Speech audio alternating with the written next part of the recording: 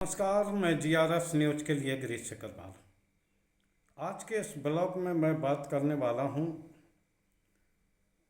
उत्तर प्रदेश में फिर से योगी आदित्यनाथ को हटाने की साजिशें शुरू हो गई हैं। आप सभी लोग जानते हैं कि भारतीय जनता पार्टी ने उत्तर प्रदेश में अपनी करारी हार को लेकर समीक्षा बैठक की थी। हालांकि मैं आपको ये बता दूं कि उत्तर प्रदेश में 78 सीटों पर ही ये समीक्षा बैठक क्यों की। आखिर 2 सीटें बनारस और लखनऊ को आखिर क्यों इस समीक्षा बैठक से बाहर कर दिया गया। समीक्षा बैठक 25 जून तक हुई और 26 को उसकी रिपोर्ट केंद्रीय नेतृत्व को भी भिजवा दी गई। अभी तक वो रिपोर्ट सार्वजनिक नहीं हुई है, लेकिन जिस तरह से केंद्रीय नेतृत्व द्वारा उत्तर प्रदेश सरकार के कामकाज में हस्तक्षेप किया जा रहा है, उससे ये संकेत मिलते हैं कि केंद्रीय नेतृत्व खुद नहीं चाहता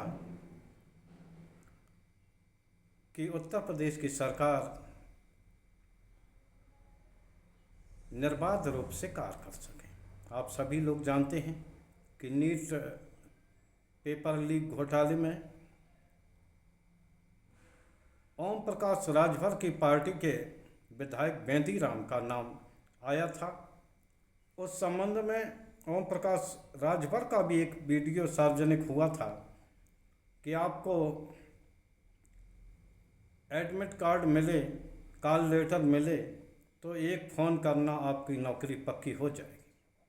उस संबंध में योगी आदित्यनाथ ने और उनके विधायक बेंदी राम को लेकर उन्हें अपने यहाँ तलब किया था। जब ये बात केंद्रीय नेतृत्व या कि यूँ कह लीजिए अमित शाह को पता लगी, उन्होंने तुरंत ही उन्हें दिल्ली बुला लिया।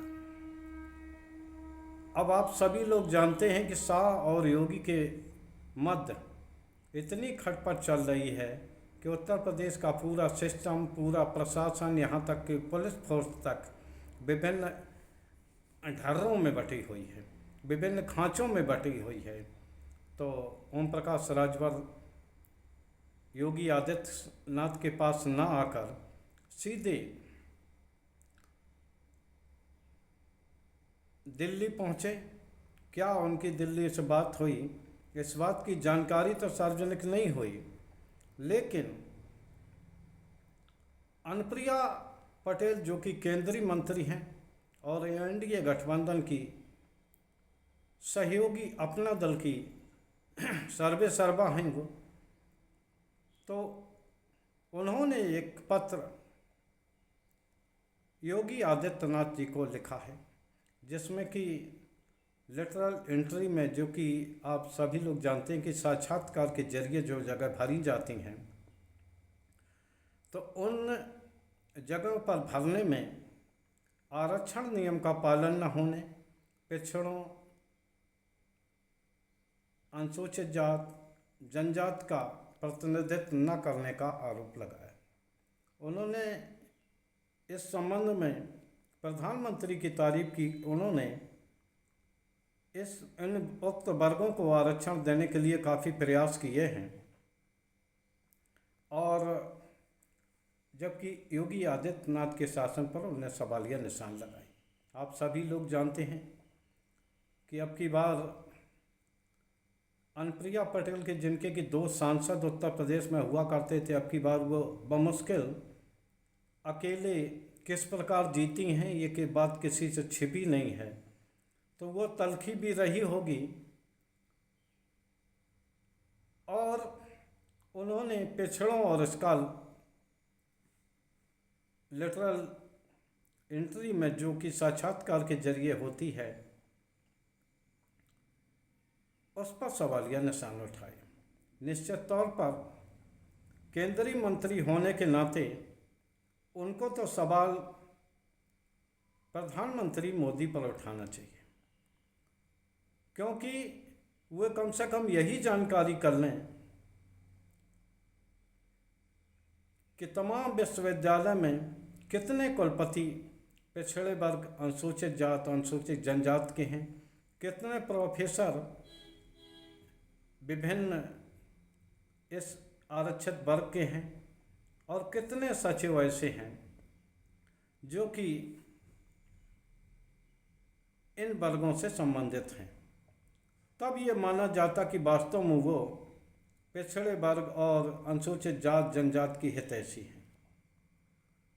लेकिन उनकी चिट्ठी से जो होना था वो हो चुका। अब विपक्षी दल इस मुद्दे पर योगी आदित्यनाथ सरकार को घेर रहे हैं।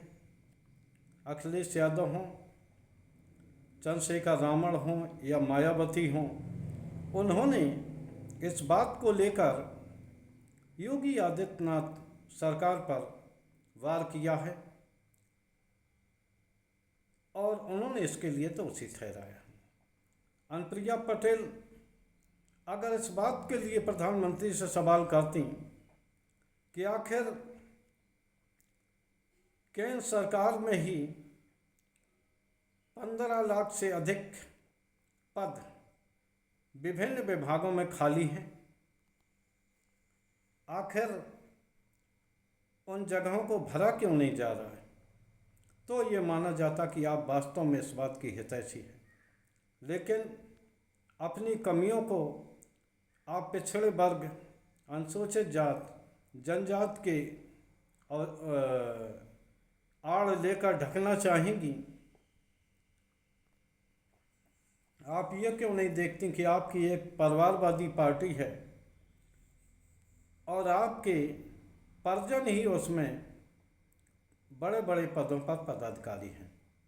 खैर, ये आपका व्यक्तिगत मामला होगा, लेकिन जिस प्रकार आपने योगी आदित्यनाथ को पत्र लिखा, उसी तरह का एक पत्र आप पीएमओ कार्यालय को भी जारी कर दें, तब ये माना जाए कि वास्तव में आप इन वर्गों की सच्ची हितैषी हैं।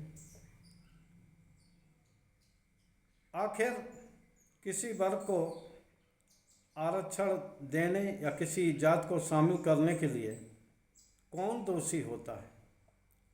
क्या राज्य सरकार अपने मन से किसी बिरादरी को शामिल कर सकती है?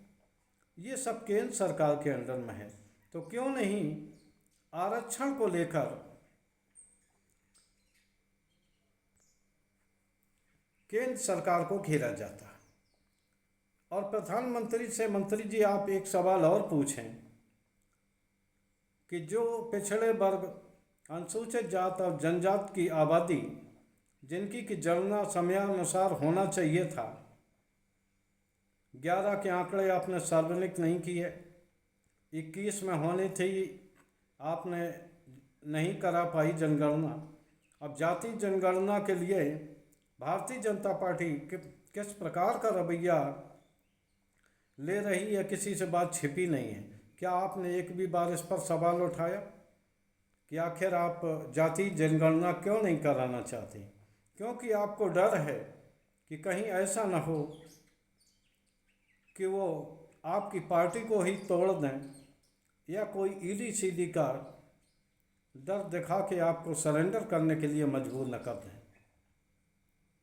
अब आप केवल अकेली सदस्यों वाली पार्टी रह गई हैं, आपका एक लोकसभा सदस्य है।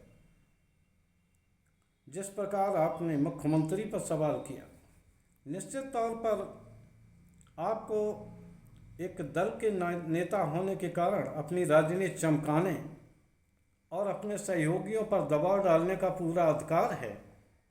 लेकिन जिस तरह की लेटरल भर्तियां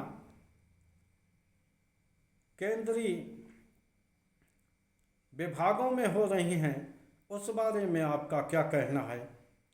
मुझे आपके जवाब का इंतज़ार रहेगा। आज के ब्लॉग में बस इतना ही। जय हिंद, जय भारत। मैं आपको बता दूं कि नीट संबंधी परीक्षा को लेकर अभी भी प्रदर्शन जारी है। जिस प्रकार केंद्र सरकार ने